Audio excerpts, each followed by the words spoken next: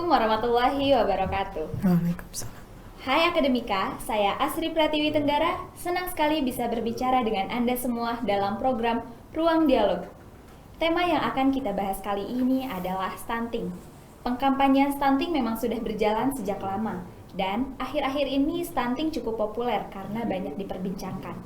Mengutip dari kominfo.go.id, berdasarkan Survei Studi Status Gizi Indonesia atau SSGI, angka prevalensi stunting pada 2022 berada pada 21,6%.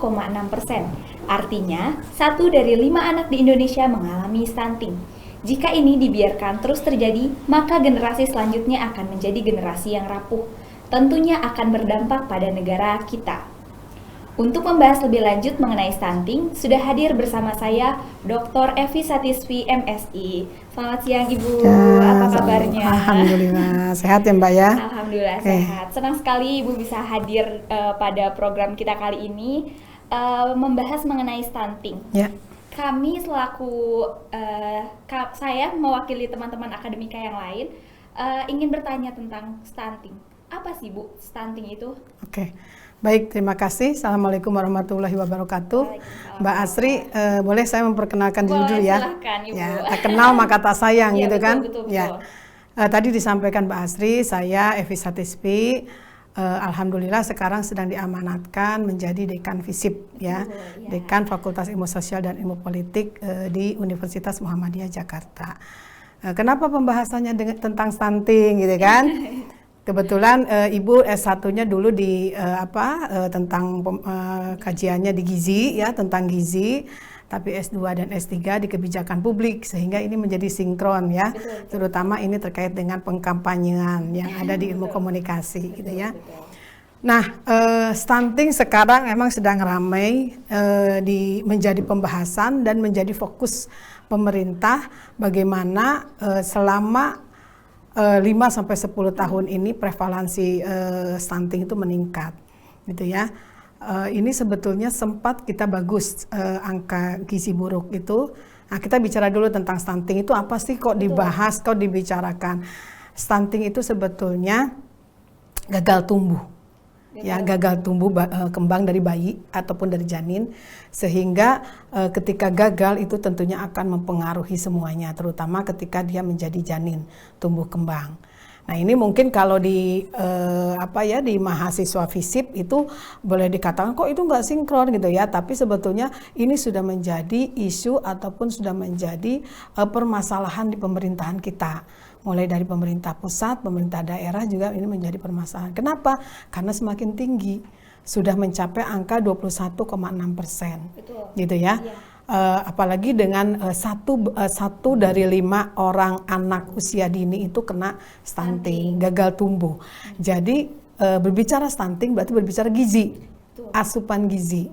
Seberapa banyak makanan yang masuk ke dalam yang diberikan kepada anak usia dini itu menjadi catatan untuk kita semua gitu ya, menjadi indikator apakah bayi ataupun anak usia dini itu sehat atau tidak. Nah, stunting itu diberikan kepada siapa? Kepada anak usia dini. Anak usia dini usia berapa? 0 sampai 5 tahun ya. Tapi juga dari 0 sampai 5 tahun itu kita ada fokusnya. Ada treatmentnya 0 sampai 1 tahun itu juga menjadi fokus tersendiri. Kemudian balita bawah 5 tahun menjadi fokus sendiri. Ada lagi juga batita bawah 3 tahun gitu ya. Jadi itu stunting itu seperti itu. Nah, sekarang tentunya yang menjadi kalau kita di pemerintahan ataupun kita di FISIP, teman-teman kan ada di ilmu komunikasi, belajar juga terkait dengan kebijakan komunikasi gitu ya.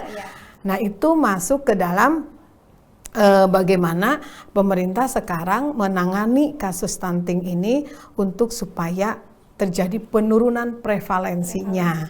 Nah, tentunya dengan penurunan prevalensi itu dilakukan intervensi-intervensi berbagai pihak gitu kan, dari berbagai cara, dan dilakukan melalui bahkan dengan salah satunya adalah pengkampanyean salah satunya. Tapi itu dasar dulu, kita pahami dulu apa sih tentang stunting. Nah, itunya orang-orang yang mengkampanyekan juga tentunya harus paham itu stunting itu apa, gitu ya, Mbak Asri ya. Oke. Jadi intinya stunting itu merupakan gagal tumbuh. Karena asupan gizi yang kurang. Iya. Dan kalau gizinya yang kurang itu disebabkan apa sih Bu? Disebabkan dan dampaknya tuh apa gitu? Nah, kalau gitu. seseorang terkena stunting itu apa sih dampaknya? Ya, oke, pertanyaan yang bagus ya.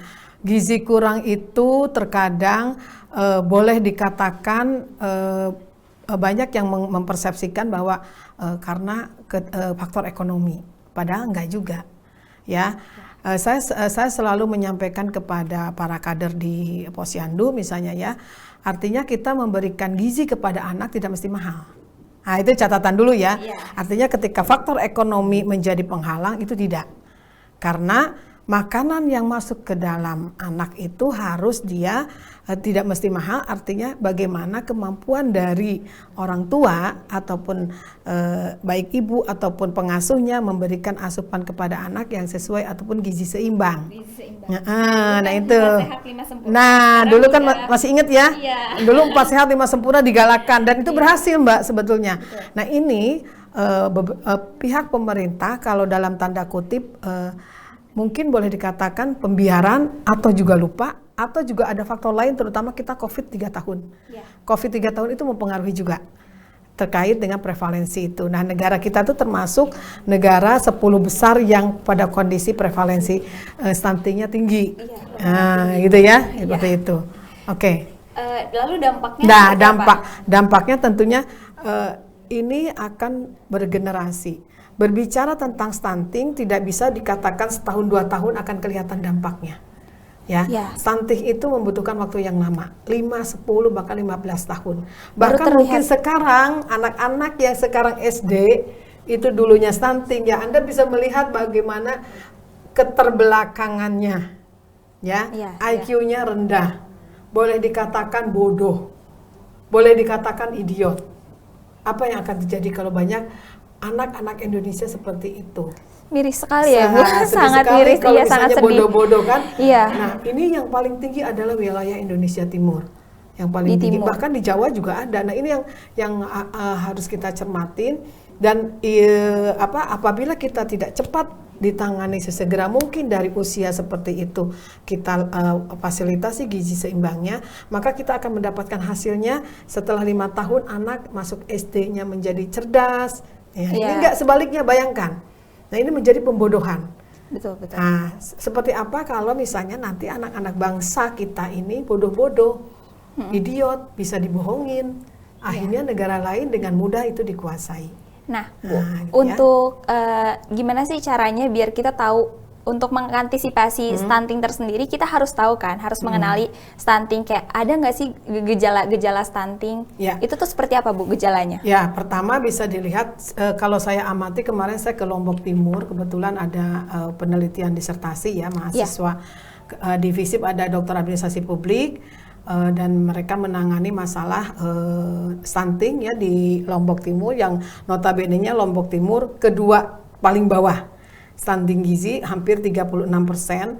Pemerintah memberikan target di 2024 itu 14%. 14%, ya. Berarti kan kita harus mengkondisikan mendekati ke 14%.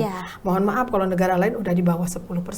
Nah, gitu kan. Bahkan kita sudah pernah juga mencapai 5-2% dulu ketika tahun 96-an, ketika saya S1 itu saya pernah melakukan penelitian untuk masih ingat mungkin dulu program keluarga berencana. Kemudian tadi program 4 sehat 5 sempurna, lalu ada tanaman obat keluarga gitu ya, ada segala macam, kita memberikan asupan kepada anak usia dini. Kemudian Posyandu digalakan kembali gitu ya. Nah lalu bagaimana sekarang ciri-cirinya? Tentunya ya dari kelihatan, terutama ini sekarang kepada Pak Sutri ini, mahasiswa-mahasiswa yang nanti kelak akan menikah. Berarti teman-teman akademika ini ya. Teman-teman akademika nih, Pak Sutri nanti pasti akan menjadi calon Pak Sutri ya, kalau udah lulus. Di situ pengkampanyean dilakukan. bagaimana memahamkan kepada pasutri, termasuk mahasiswa akademika yang nantinya notabene-nya akan menikah, bagaimana yang kaum perempuan ini mempunyai rahim yang sehat, ya, terutama di janinnya menjadi janin yang sehat. Bayangkan kalau pernikahan dini yang dipaksakan akan seperti apa. Kemudian si calon ibu terpaksa menikah karena kebutuhan ekonomi, kemudian si calon ibu punya anak karena faktor perkosaan, si calon ibu menikah punya anak karena hamil di luar nikah, ya.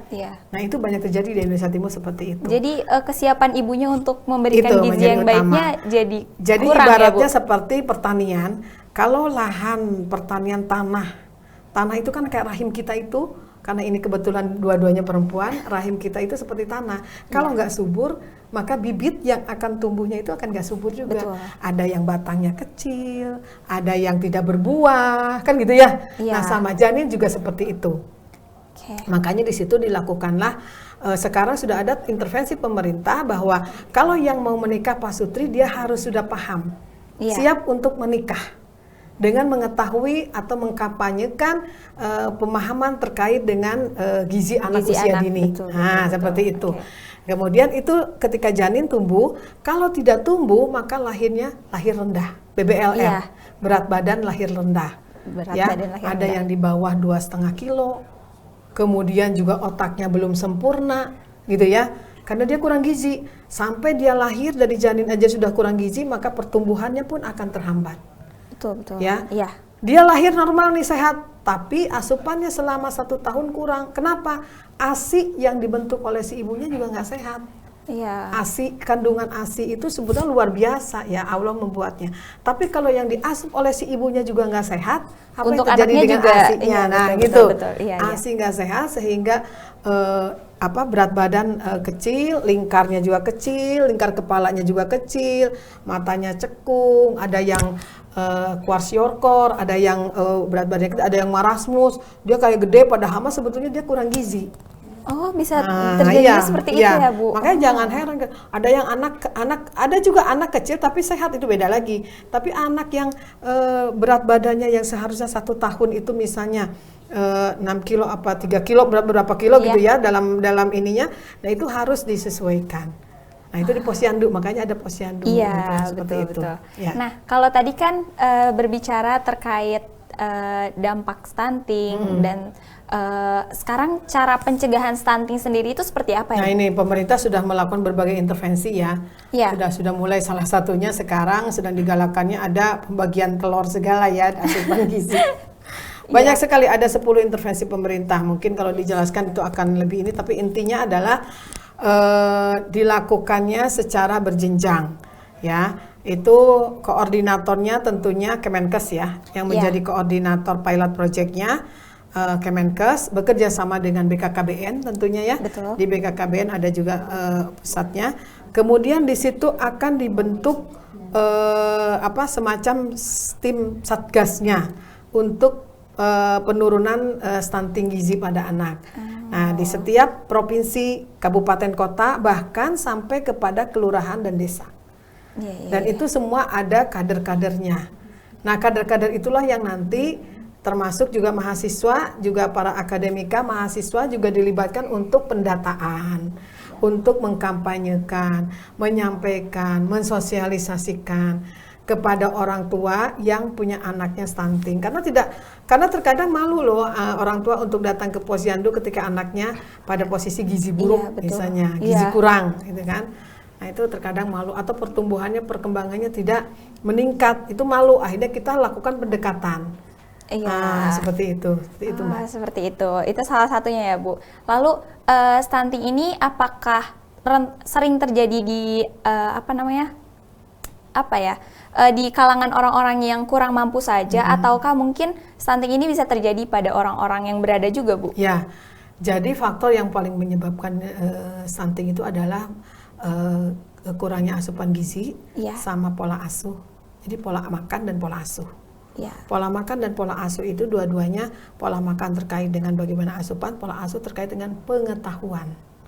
ya. Berarti artinya bukan berarti pada faktor orang yang tidak mampu saja. Orang yang mampu tapi anaknya diserahkan kepada pembantu, mohon maaf, atau ART, ya, sambil anaknya juga tidak dikontrol makannya, akan gizi kurang juga. Betul ya. Kalau anaknya mau yang penting asal makan juga salah itu. juga ya, Bu. Anak kan kadang dikasih supaya gampang dikasih mie instan gitu dikasih kan. permen gitu anak sangat senang sekali bila dikasih mie instan.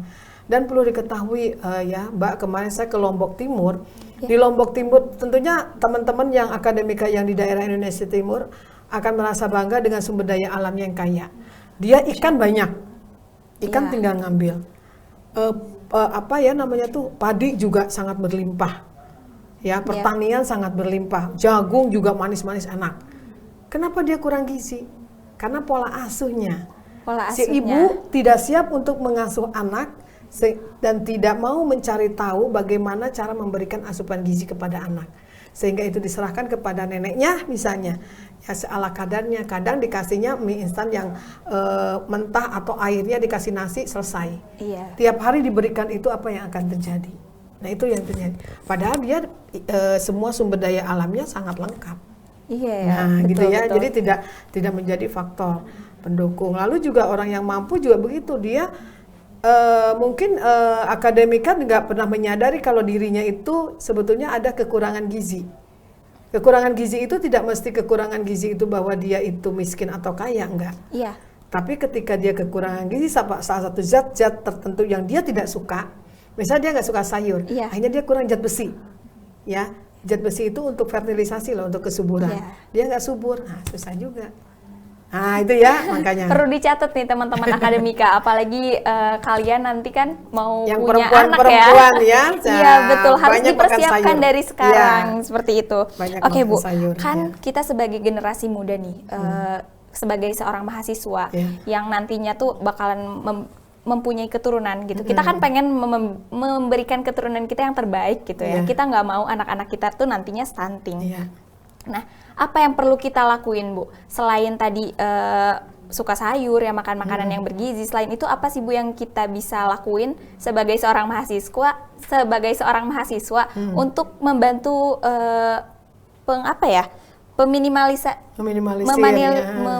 menurunkan prevalensinya betul, seperti itu. Menurunkan prevalensi gizi pada sebagai mahasiswa.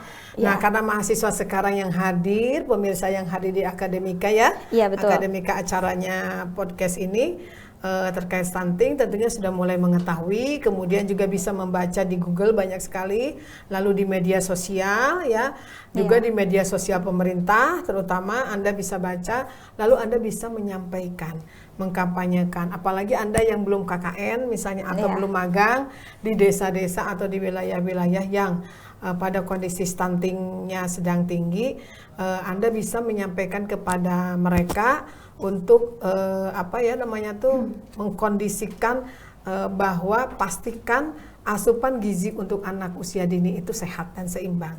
Lalu jangan lupa juga untuk diri sendiri. Jangan juga diri sendiri mengkampanyekan tapi kerjaannya makannya makanan mie instan, kemudian makan apa yang junk food, seblak makanan seblak juga sebetulnya bagus tapi ada porsinya ya Bu. Porsi frekuensinya. Jadi kita misalnya makan daging setiap hari juga salah. Di dalam gizi seimbang itu bukan berarti harus makan daging setiap hari, bukan berarti harus makan ikan setiap hari, enggak. Tapi bagaimana mendiversifikasikan atau mengkombinasikan makanan yang seimbang. Misalnya satu minggu kita makan daging sekali, apalagi yang lagi ngekos misalnya betul, Bu.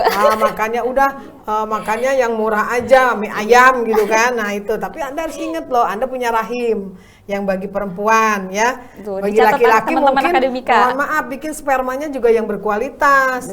Jangan spermanya itu juga, ini saya sampaikan karena kita sedang berbicara gizi, bukan berarti jorok ya. Bikin spermanya yang berkualitas dengan perempuan juga bikin rahimnya yang sangat berkualitas. Kemudian dari situ mulai susu itu setiap hari itu memang itu sebetulnya menjadi wajib, tapi susu juga ada yang alergi. Betul. Ada yang alergi susu itu bisa digantikan dengan yang lain, ada penggantinya. Makan telur tiap hari juga nggak boleh, bisulan. Betul. Alergi. Jadi telur seminggu itu sekali. Ya. Kemudian susu, misalnya kalau nggak suka ya pakai susu yang nabati. Ya. Misalnya susu kedelai, ya bisa diganti gitu kan. Susu oat Yang penting, sekarang kan ada, ya. yang penting proteinnya masuk. Di desa juga sama, di daerah-daerah juga manfaatkan itu sumber daya yang ada di situ. Yang paling penting bagaimana kita bisa mengolah itu dengan baik sehingga anak menjadi suka. Ini yang saya herankan itu kita terjadi arus globalisasi yang sangat berubah gitu ya, terjadinya migrasi yang sangat berubah terkait dengan kita ingin keren-kerenan makan makanan yang ini padahal menjadi makanan yang lokal ataupun membudayakan makanan yang lokal yang ada di daerahnya masing-masing itu sangat keren sekali. Iya, Bu. Lombok itu terasinya sangat terkenal gurih banget karena dia udang itu mengandung protein yang tinggi. Tapi mereka orang-orang Lombok sendiri anak-anaknya nggak pernah dikasih terasi. Nggak suka ya? Karena nggak keren. Iya. Kerenan misalnya Spaghetti, makanan yang itu kerenan betul. yang sifatnya hotdog gitu-gitu ya, burger. Iya, seperti Oke, itu. Bu. Kalau tadi kan dari perspektif mahasiswa nih ya, gimana dari masyarakat dan juga pemerintah nih, Bu, untuk tadi mengurangi prevalensi? Ya, tentunya masyarakat sudah mulai ya sekarang itu juga merubah pola. Ya, kita kan paling sulit merubah pola, habituasi itu menjadi sulit kita lakukan ketika memang kondisi yang sudah terbiasa. Nah, pemerintah sangat menentukan sekali berhasil atau tidaknya prevalensi stunting ya. Sangat tergantung. Misalnya dia mau menurunkan sekian persen itu sangat tergantung treatment apa yang dilakukan oleh pemerintah. Di Korea itu setiap hari Rabu dia wajib semua karyawan, semua masyarakatnya minum ginseng. Itu diwajibkan ya? Di Korea setiap hari Rabu pagi misalnya, semua wajib ginseng. Kemudian di setiap instansinya misalnya, taruhlah di FISIP, pagi itu misalnya harusnya jam 7, jam 8 itu wajib, kalau tidak diberikan intervensi apa? Senam 10 sampai 15 menit. Korea sama Jepang itu sama. Mereka intervensi pemerintahnya kuat. Apa yang terjadi di negara kita? Nah, ini yang juga harus dilihat. Ketika memberikan intervensi, ada faktor lain juga yang mendukung. Misalnya intervensi telur, bagus, nggak masalah telur. Iya, betul. Tapi dicek lagi telur itu. Nah, ada alergi lain, berarti diganti lagi yang lain, pengganti telur apa. Nah, itu jadi pemerintah harus kreativitasnya harus tinggi juga untuk memberikan intervensi kepada masyarakatnya. Nah, itu negara-negara lain sudah sampai tahap itu. Tapi kalau pembiaran, itu mustahil terjadi penurunan. Karena itu harus intervensi pemerintah. Lalu masyarakatnya juga bagaimana? Ya, masyarakatnya juga perlu kesadaran. Dia juga jangan membandel gitu kan. Harus nurut apa yang sudah menjadi aturan, dan memang kita itu harus sedikit intervensi, adakan sanksi gitu. Karena kalau nggak begitu juga nggak jalan kan? Betul. Nah, sekarang sedang digalakan kembali. Kita pernah berhasil dengan KB, kita berhasil dengan transmigrasi dulu. Kita berhasil juga dengan program-program yang lain yang pernah dilakukan. Nah, insya Allah sekarang kita menekankan bagaimana bisa mencapai 14% di 2024, seperti itu. Betul. Lalu dari program-program yang tadi itu apakah menurut Ibu optimal atau enggak sih pemerintah itu menerapkan program-program tersebut? Ya, karena kebetulan ilmu saya kebijakan publik, jadi kalau di kebijakan publik itu ada analisis kebijakan ya, kemudian masuk ke dalam evaluasi kebijakan yang di dalamnya tentunya akan kita lakukan evaluasi program. Nah, ini memang mahasiswa administrasi publik, kalau komunikasi mungkin kepada pengkampanyangannya, bagaimana mensosialisasikan. Karena di dalam kebijakan publik ada sosialisasi kebijakan. Kalau itu faktor itu saja menjadi kurang, pemahamannya nggak paham-paham, itu pola asuhnya menurun, tentunya akan mempertinggi prevalensi gizi. Nah, pemahaman itu. Lalu juga kita lakukan identifikasi masalah, program-program apa keberhasilan atau ketidakberhasilannya. Kita akan lihat di 2024 ini tercapai atau tidak program itu. Bukan berarti bohong-bohongan ya, ada juga misalnya 14%, dipaksain 14%, padahal data real yang ada di sensus itu masih banyak gizi kurang, kan itu lebih sedih lagi itu, membohongi data yang ada gitu ya. Nah, itu mari kita sama-sama untuk memperjuangkan itu sesuai dengan apa existing yang ada, kemudian kita lakukan intervensi, lalu evaluasi, intervensi lagi, evaluasi lagi, seperti itu. Itu proses nanti semuanya. Itu Mbak. prosesnya, Ya. betul-betul. Terakhir ini Bu, paling menarik. Apa pendukung dan penghambat dari stunting ini sih Bu Nah sebenarnya? ini ya untuk di Indonesia ya. Iya. Kalau saya amati di negara lain termasuk India termasuk berhasil. Terus juga Thailand juga ya termasuk berhasil juga, ada beberapa persen, ada literaturnya nanti mungkin saya sampaikan juga. Indonesia ini sebetulnya untuk pendukungnya dia kaya. Betul, iya. Ya, Indonesia tuh orang kaya, kaya semuanya. Tapi dia bodoh. Dia tidak mampu memanfaatkan kekayaan itu secara optimal. Iya. Sehingga uangnya, sumber daya alamnya dijual kemana-mana, ya, Iya. ke negara-negara lain yang membutuhkan. Nah, untuk dirinya, dia nggak bisa mengonsumsi. Jadi ketika saya tanya ke nelayan, ikan salem, terus yang suka dimakan sardencis itu ya, makarel, Iya. oh itu kan, ikan salmon, ikan bandeng, itu yang kualitas bagus dia jual. Pemerintah tidak bisa mengintervensi untuk membackup supaya itu bisa dimakan oleh masyarakatnya, nggak bisa. Itu malah dieksplor keluar ya Bu? Sangat miris sangat sekali disayangkan. ketika nelayan kekurangan kalori dan protein pada anak usia dini. Miris banget kan? Miris sekali, Yang betul. notabene-nya dia sumbernya, sumber protein dan itu nelayan itu. Karena dia lebih baik saya beli nasi Bu, atau lebih baik saya buat hidup yang lain daripada ikan-ikan yang berkualitas bagus itu saya makan sendiri, saya jual. Kalau di negara lain, di negara seperti Jepang sama ini, dia langsung nelayan itu di backup, diambil alih pasarnya, kemudian tetap asupan yang diberikan kepada nelayan itu diberikan. Seperti rumput laut. Di Korea kan rumput lautnya sangat ini ya. Iya, betul. Tetap dia walaupun dia ekspor, kalau dia tetap harus dimakan untuk masyarakatnya, untuk diolah rumput laut untuk dimakan sama mereka. Dan pemerintah sangat memastikan itu dimakan oleh masyarakatnya. Kalau kita enggak, bocor di mana-mana, dijual malahan Yang penting uangnya ya. Nah, Gizi ini kita yang mah miskin. nanti dulu. Aduh, itu yang miskin siapa? Masyarakat. Iya, betul. Nah, ini sistem. Berarti yang mengatur adalah sistem. Bukan saya mau menyalahkan pemerintah, tapi memang saya juga menyalahkan pemerintah sih. Karena pemerintah yang mempunyai kewenangan, kekuasaan, keleluasaan untuk mengatur itu semua. Betul. Masyarakat hanya menerima dari aturan-aturan itu. Seperti itu. Nah, lalu faktor penghambatnya apa? Tadi kan udah kaya nih kita nih. Iya. Ya faktor penghambatnya yaitu tadi, tidak mampu memanfaatkan, tidak Betul. mampu mengelola karena kebodohannya, karena ketidaktahuannya, kesalahan mengambil kebijakan, terlalu takut juga ya Bu. kesalahan mengintervensi, Iya. Itu kesalahan banyak pokoknya. Banyak sekali Akhirnya faktornya, betul. antar pemerintah pusat dan daerah saling bertabrakan, apalagi kalau sekarang sedang pemilu. Nah, masih ingat tuh, boro-boro ngurusin stunting pasti nih. Iya. Sekarang paling banyaknya stunting itu ajang untuk pemilu. Iya, betul. untuk Dijadikan mengkampanyekan faktor lain selain stunting itu stunting tadi. itu sendiri. Iya, aduh sangat Gitu disayangkan sekali. Mudah-mudahan Iya, itu Bu. tidak terjadi, tapi memang kita tetap berupaya sebagai akademika, kita juga akademisi gitu ya, kita tidak boleh patah arang, tetap berjuang bagaimana kita sebisa mungkin gitu ya menyampaikan itu juga secara keilmuan kita menyampaikan apa yang menjadi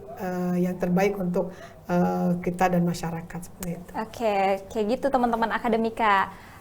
Jadi perlu dicatat nih, kita harus punya kesadaran tersendiri gitu ya, karena kalau pemerintah udah punya program yang bagus tapi kita nggak bisa menjalankan dengan baik, percuma juga ya Bu ya, percuma juga.